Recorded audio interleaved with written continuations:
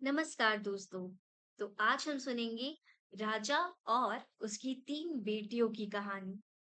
बहुत समय पहले एक राजा था जो खुद के बारे में सोचता था कि वह बहुत ही नेक सोच, दयालु स्वभाव और दरिया दिली है।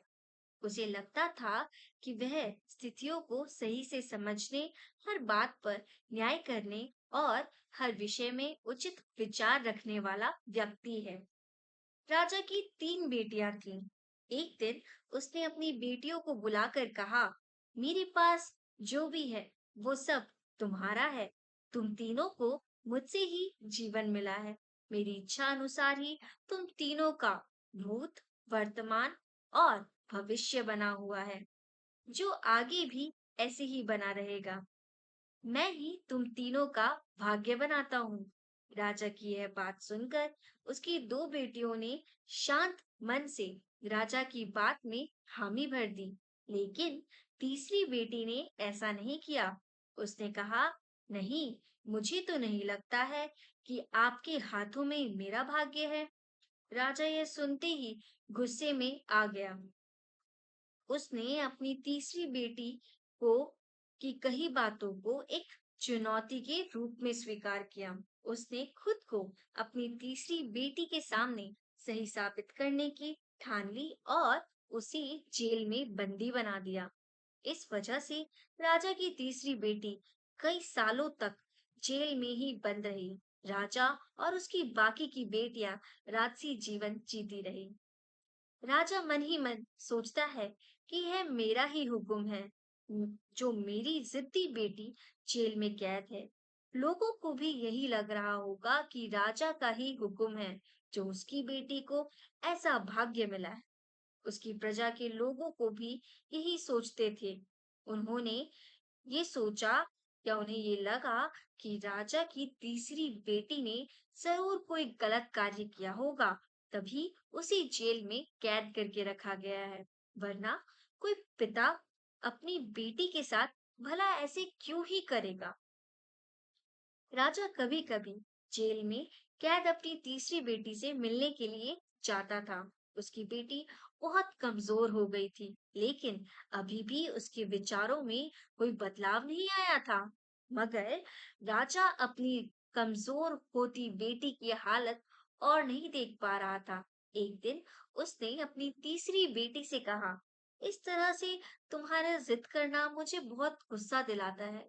अगर तुम इसी तरह मेरी आंखों के सामने रही तो गुस्से में मैं ना जाने क्या कर बैठूंगा। मैं तुम्हें मौत की सजा भी दे सकता हूँ, लेकिन मैं एक अच्छे दिल का हूँ, इसलिए मैंने सोचा है कि तुम अब मेरे राज्य के पास के ही एक जंगल वाली जमीन पर जानवरों के साथ रहोगी। राजा ने आगे कहा, उस जंगल में सिर्फ उन्हीं लोगों को रखा जाता है जो मेरे आदेश का पालन नहीं करते। तुमने भी अपनी जिद की वजह से मेरी बात नहीं मानी, और इसलिए तुम भी अब वहां मौजूद लोगों के साथ अपना पूरा जीवन काटोगी। इसके बाद तीसरी बेटी को उस जंगल की जमीन पर रहने के लिए भेज दिया गया।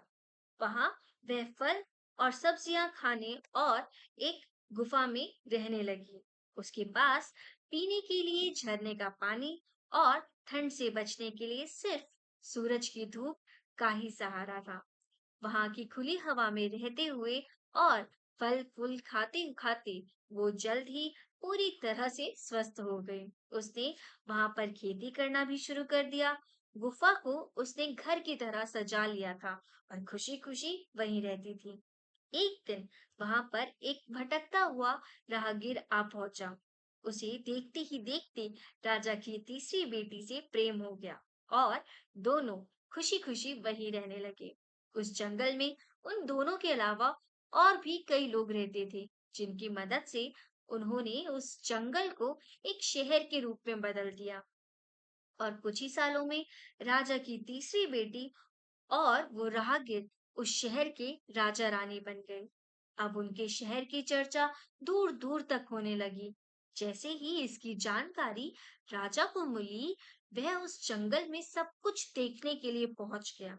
जब उसने वहां की राजगद्दी पर अपनी बेटी को बैठा देखा और साथ में एक खूबसूरत युवक को, तो उसके होश उड़ गए। राजा की बेटी ने अपने महल में अपने पिता का पूरे सम्मान के साथ स्वागत किया। उसने अपने पिता से उसके बुरे बर्ताव व फैसले के लिए कुछ भी नहीं कहा। जैसे ही राजा वहां बैठा, तो उसे एक आवाज सुनाई देने लगी जो कह रही थी कि हर इंसान स्वयं ही अपना भाग्य बनाता है, कोई अन्य इंसान किसी और का भाग्य नहीं बना सकता। इसके बाद राजा को स्वयं ही अपनी गलती पर पछतावा होने लगा और उसने अपनी सभी बेटियों को अपने भाग्य से आजाद कर दिया।